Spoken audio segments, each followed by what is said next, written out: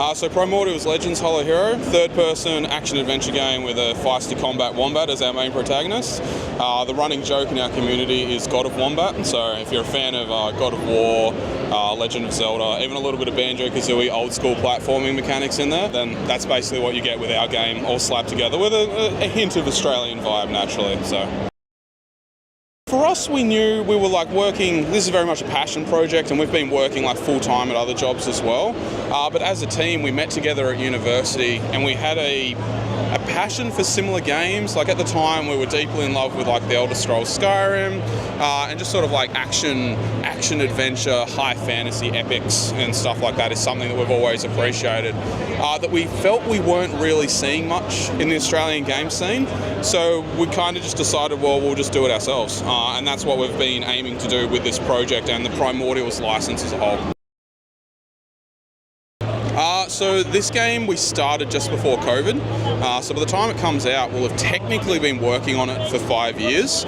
I say that with technically, we've only been working on it every Sunday and maybe a night here and there outside of our full-time work. So if you consider that there's 52 Sundays in a year, then realistically we've only really put about a year of full-time work into it, and for what we've managed to be able to produce, which is what we're hoping is about 10 to 15 hours to 100% the game, we're pretty happy with what we've managed to do for that.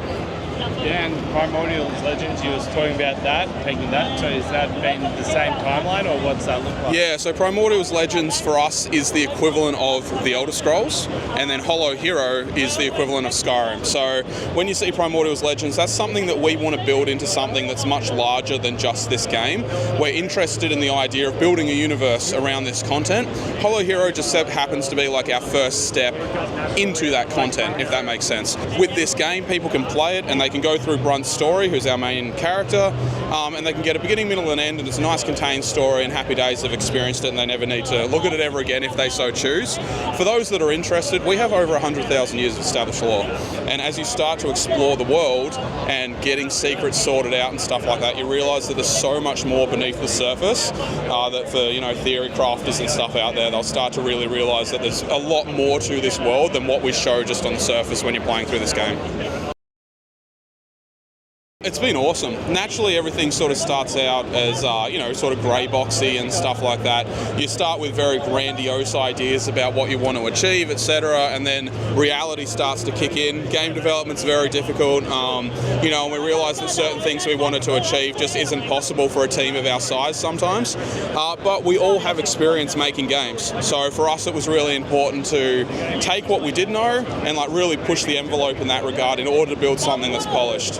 I'm the creative director on this team, but outside of this, my professional role is as an environment, cinematic and lighting artist. And if you look at our game, that's obviously something that we really focused on trying to push to the envelope, and really go further with it and stuff like that. So it's been really awesome to see it progress from something that was just a humble idea with a couple of friends and turn into a proper official game that we're hoping will have a commercial success. So.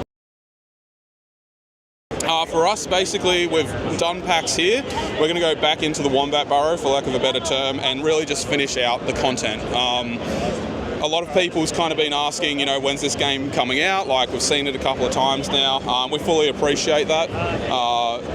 We're ready for it to be getting to that point as well. So we're hoping within the next year, if you see us at PAX next year, for example, that we will have the release date at least established, bare minimum release date, this is when it's coming out, etc.